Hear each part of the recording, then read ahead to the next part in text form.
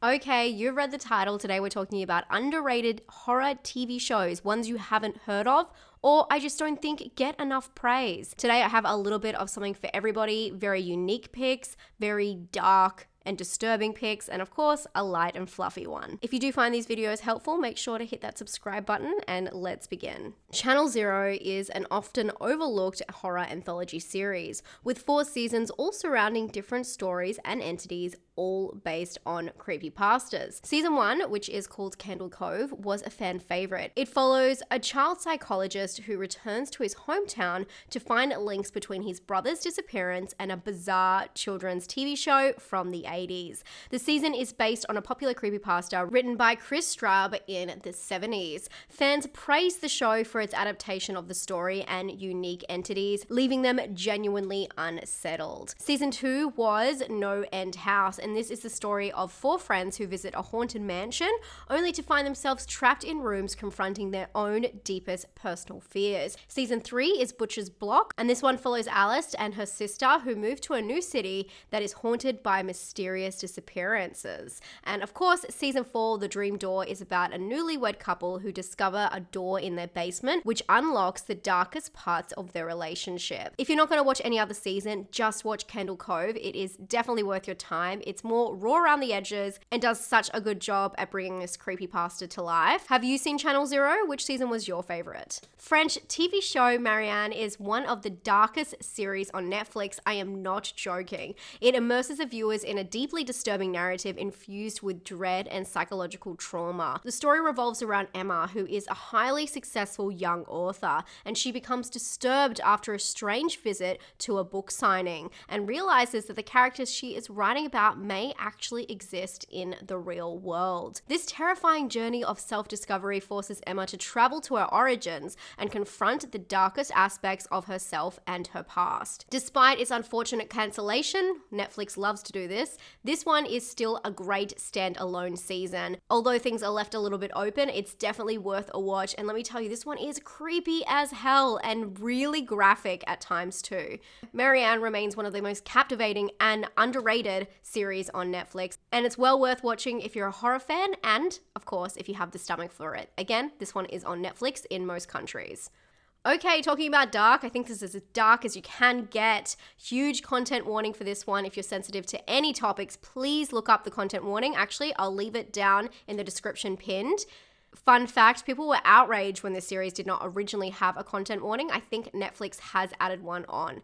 And if you've watched it, you will know why. Juwan Origins is based on the Juwan franchise, and it premiered on Netflix in 2020, and it just blew everyone away. I can't believe that this is on Netflix. The show follows the investigation into a string of horrifying incidents that all took place, you guessed it, inside a house. We explore the dark and violent history of a home that will be forever imprinted by the terrors that took place inside its walls. It acts as a prequel leading up to the original Juwan movies. I was absolutely hooked from the start of this show. It opens up to someone watching a tape, and the narrator describes that Juwan was based on true events. From here, we see a paranormal investigator on television working with an actress, talking about their personal connection to the supernatural, and it's just a jaw-dropping ride as we go on. The overall atmosphere is just creepy and dark and cold, and there's just nothing like it. It did a really good job, and it was praised for adding to the franchise without disrupting it. How often can you say a TV show has elevated a franchise instead of hindering it? I know there's one or two, but this one is a great example of that. If you're looking for a show that has high impact,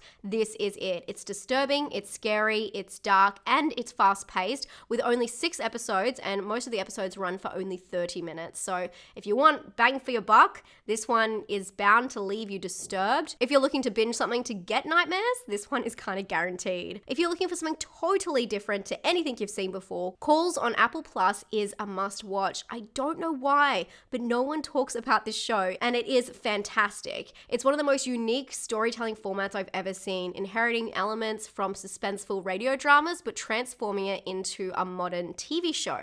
Calls presents a sequence of phone conversations accompanied by minimal on-screen graphics. These graphics include dots and names to represent individuals, waveforms to depict voices, and running captions for dialogue. The visuals almost work as a hypnotic 2000 screensaver, allowing the terror to rely on what isn't seen and what is inferred, which I love. I love when movies and TV shows do this. This does it in the best way possible, letting the viewer, or really the listeners, imaginations run wild. And the simplicity of the presentation is deliberate. Sometimes it feels like you're in a trance, hanging on to every word you hear. The series consists of 9 episodes, each ranging from only 15 minutes to 20 minutes long, and they each focus on, of course, calls. They're all different calls to different mystery people that lead to a bigger picture. You can definitely watch all of these in one sitting, and honestly, I think that was the way it was intended.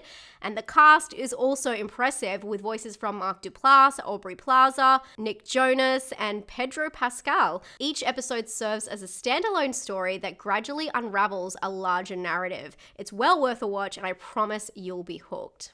Okay, it is a little bit too dark on this list, so let's throw in one light-hearted one, and don't worry, it is still horror. If you're a fan of Simon Pegg and Nick Frost films with the vibe of Shaun of the Dead and The World's End, you'll want to check out Truth Seekers. The show premiered in 2000 and had a quiet reception because of the pandemic. It's a little slower than Pegg and Frost's other work, but trades in that for a satisfying, yet I say almost wholesome storyline. It's an easygoing show with a lot of heart and laughs. We follow Gus, a technician for Smile, which is a broadband startup company, and he's ordered to take Elton John, no, not that Elton John, it's a long story, watch the show, under his wing. But upon doing so, he unlocks a lifelong dream of becoming a paranormal investigator. Elton John is just his good luck charm. He's attempted to do this many years, but somehow with this new sidekick, it just works. The show also stars Emma Darcy and Malcolm McDowell.